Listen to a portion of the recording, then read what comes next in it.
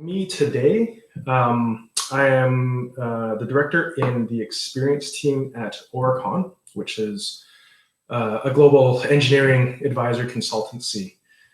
And what I do today, I think, is very much influenced by my background and how I got here.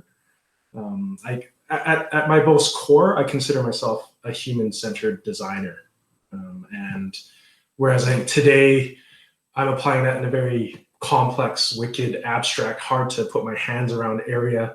I started in a much simpler sense as a product or industrial designer. That's what I trained at in uni, and just to show my age a bit, I was designing as a consultant, designing pagers. Remember those?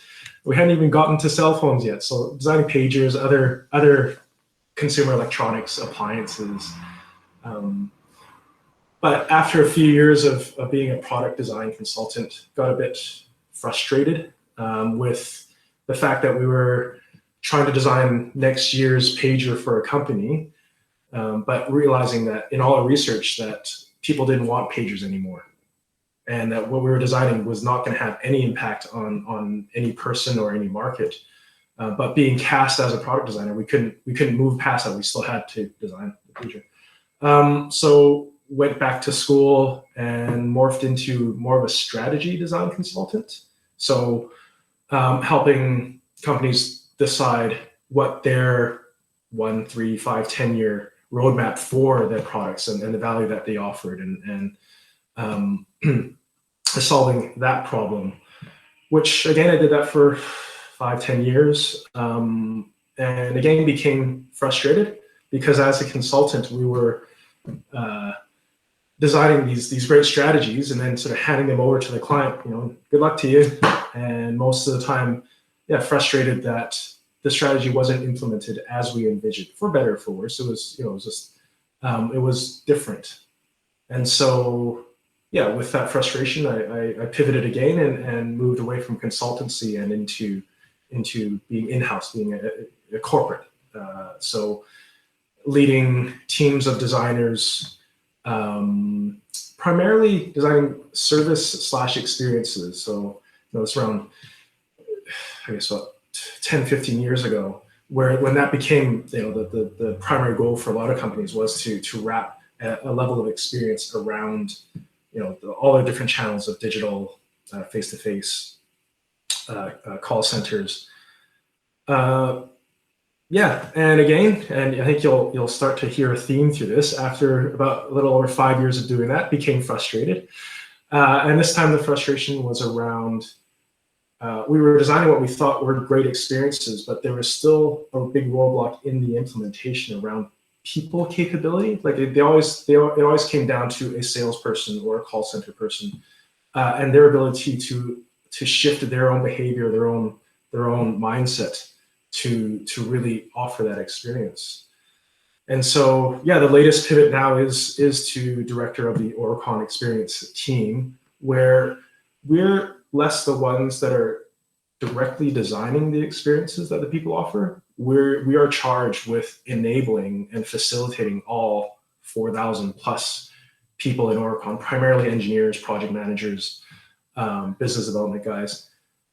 Enabling them with the capability and the culture and the mindset to design the experiences themselves. So sort of almost being the best version of themselves in the sense of experience and value that they offer to others, both internally, externally. So again, it's a pretty abstract, hard to grasp thing, but acting more as an educator and an inspirer and guide maker for people within the company.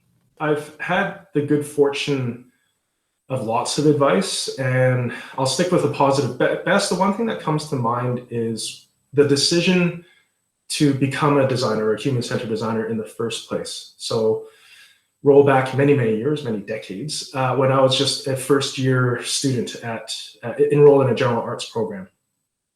I wanted to be creative. I had no idea where to focus it.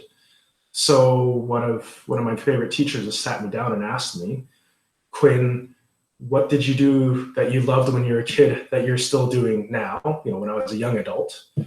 And to be honest, I still do it today as an old adult. And I said, I love playing with Lego. I love making these creations and putting things together and figuring out how they work.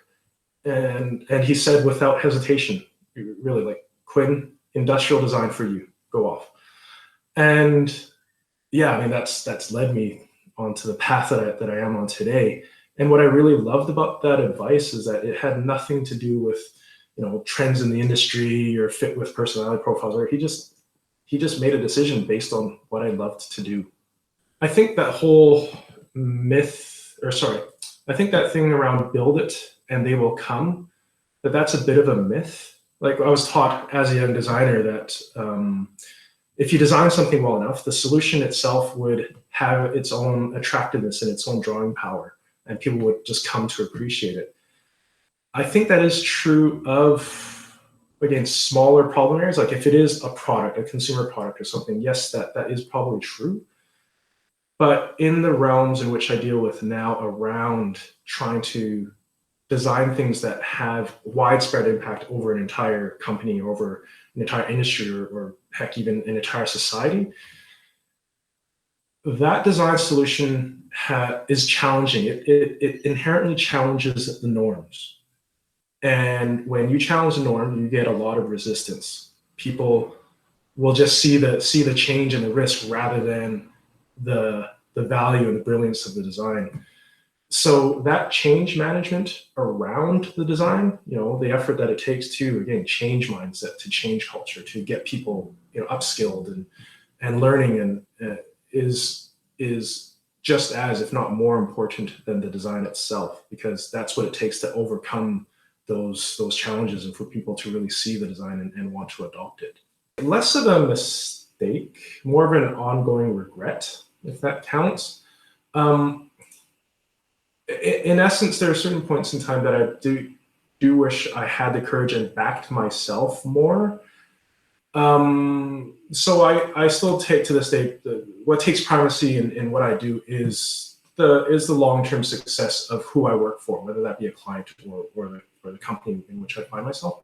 And for very valid reasons, come up with a brilliant design of something, but that doesn't necessarily fit with the objectives and the long-term success of the company.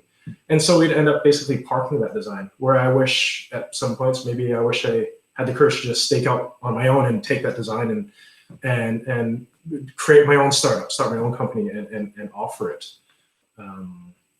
Yeah, I mean, and it's still something that I do consider and fantasize a little bit about every day. So maybe one of these days, watch this space and I might do that. The key to my success, the ability to learn to speak other people's language. So going back to the arc of my career and working in ever-growing complexity and wickedness, that requires dealing with a diverse mix of people, but namely, people who speak business.